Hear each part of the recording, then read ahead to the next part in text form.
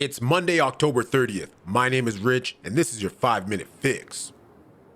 Welcome to the 5-Minute Fix, where we take stories about pretty much anything from pretty much anywhere and try to give it to you in 5 minutes or less. Today, yes, this is an obnoxious mustache goatee looking thing. It was for my Halloween costume. It was hilarious. Let's move on. There was a crossover boxing match over the weekend, and it actually turned out to be probably one of the best ones that we've seen so far. And I'm talking professional ones. I'd say that the Mayweather-McGregor fight was pretty decent, but this one right here took the cake. We had the WBC heavyweight champion Tyson Fury go toe-to-toe, head-to-head against Francis Ngannu, former UFC heavyweight champion. And my goodness, it did not disappoint. This fight was on at around 3 o'clock, I think, my local time. I was heading into the shower and was reminded that the fight was on. And like I said, it didn't disappoint. And there was actually some controversy surrounding it, which we'll absolutely get to right away. Francis Ngannu reacts to boxing loss. Even Tyson Fury would say I won that fight. Now, I am no boxing specialist, okay? If you want to ask me about hockey or football, I'll tell you all you need to know. But boxing, I love to watch combat sports, but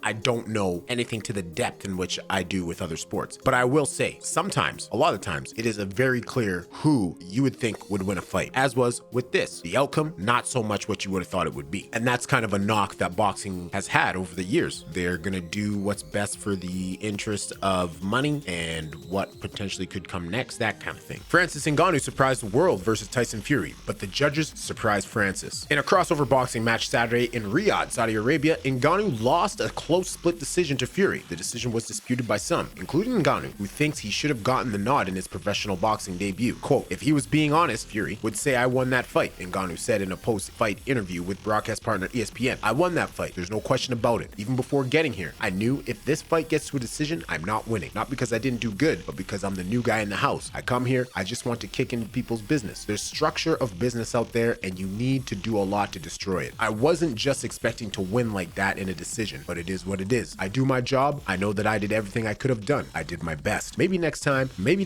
I should just do better to convince people." And, you know, with those words, the man scored a knockdown in his first boxing match against the heavyweight champion, one of the heavyweight champions in the world. So, I mean, kind of wild. Ngannou, who shockingly knocked down Fury with a left hook in round 3, received a 95-94 scorecard from Judge Ed Garner. Judges Alan Krebs, 95-94, and Juan Carlos Pelayo, 96-93, scored the bout in favor of Fury. Even though the record books have a W next to Fury's name, Ngannou thinks he gained invaluable experience in his first boxing outing, the first of potentially many. Quote, "This is really my first time to fight and to do a 10-round boxing match of straight boxing," Ngannou said.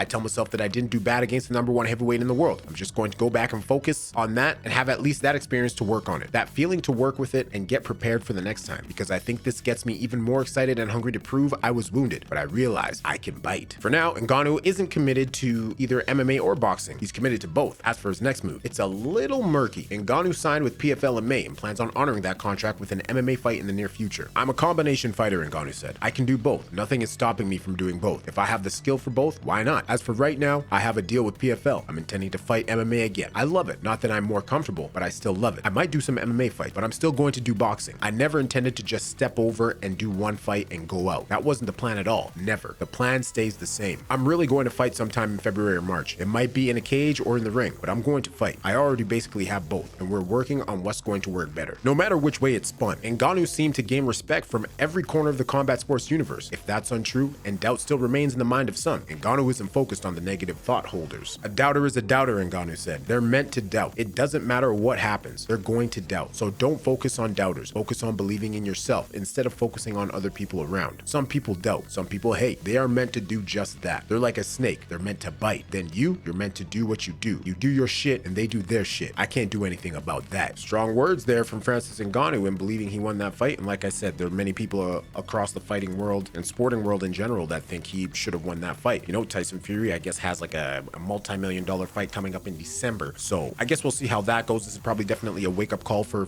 Tyson Fury as well. Maybe it'll make him train 10 times harder. But with all that being said, let me know what you think down in the comments below. Thank you for watching. My name is Rich, and this has been your 5-Minute Fix.